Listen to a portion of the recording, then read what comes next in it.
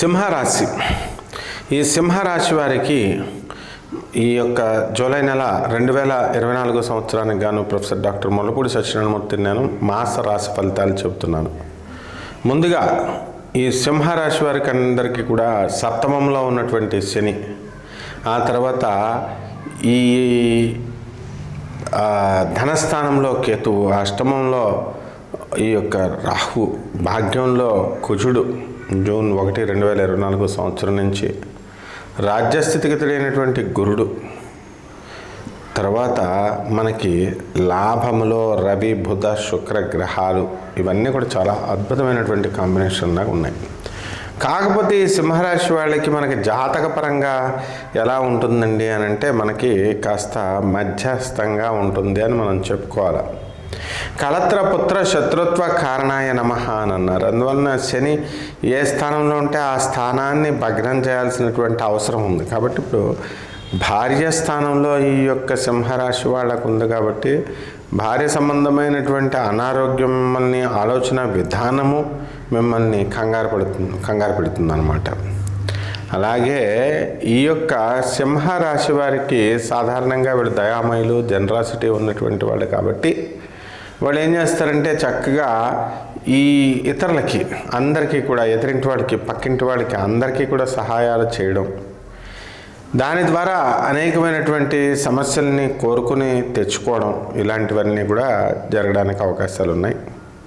అలాగే ఈ యొక్క సింహ రాశి వారికి ధనం, ఆకస్మిక ధనలాభం అనేటటువంటిది కలగడానికి అవకాశాలు ఉన్నాయి. బంధుమిత్రుల, ఇప్పుడు వీళ్ళ తాతగారి ఆస్తులు వీళ్ళు కలిసి రావడానికి అవకాశాలు ఉంటాయి. సింహరాశి వాళ్ళ తాతగారు, వాళ్ళ తరపు బంధువులు మరణించడం వల్ల, దూరపు బంధువుల మరణం వల్ల వీళ్ళకి ఆదాయం లేదా ఆస్తులు కలిసి రావడానికి అవకాశాలు ఉన్నాయి.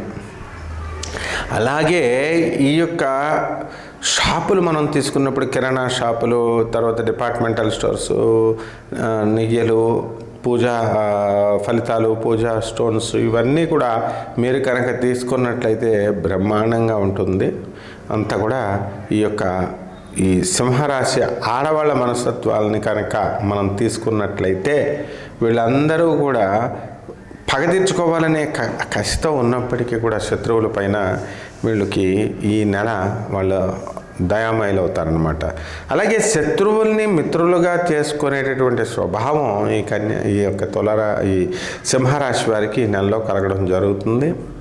కాబట్టి ఈ ట్యూషన్ సెంటర్లు, లాయర్లు, డాక్టర్లు, అలాగే ఈ యొక్క జర్నలిజం రంగంలో ఉన్నటువంటి వాళ్ళందరికీ కూడా అదనపు ఆదాయాల వల్ల మంచి లాభాలు అనేటటువంటివి గడించడం అనేటటువంటిది వస్తుంది. అయితే ఈ యొక్క రాశి వాళ్ళకి సహజంగా చాదస్తం లేకపోయినప్పటికీ కూడా మరి సప్తమ స్థితిగతులైనటువంటి ఒకళ్ళు ఉన్నారు. ఆ గ్రహం ఏం చేస్తుందంటే వీళ్ళని వెంటాడుతూ ఉంటుందన్నమాట.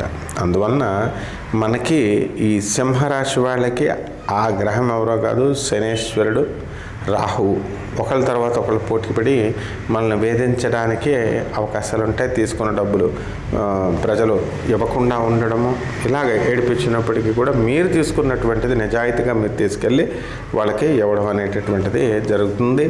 స్త్రీలు బ్రహ్మాండంగా మనసంతా కూడా ఉల్లాసంగా ఉంటారు. ప్రేమికులందరూ కూడా పర్వాలేదు అని అనిపించే విధంగా ఉంటారు.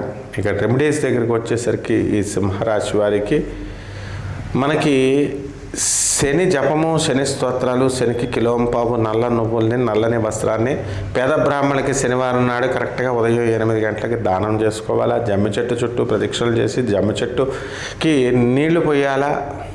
ఆ తర్వాత జమ్మి చెట్టు యొక్క వృక్షంలో ఉన్నటువంటి ఆకుని, అంటే మరీ ఎక్కువ ఆకులు కోసేయకుండా ఒకటి చిన్న లేత ఆకులను తీసుకొని ఆ పరమేశ్వరుడికి దాన్ని సమర్పించి ఆ ఆకులను కనుక తిన్నట్లయితే మీకు సకల దోషాలు కూడా మీకు తొలగిపోయి బ్రహ్మాండంగా అవుతారు. శుభమస్తు.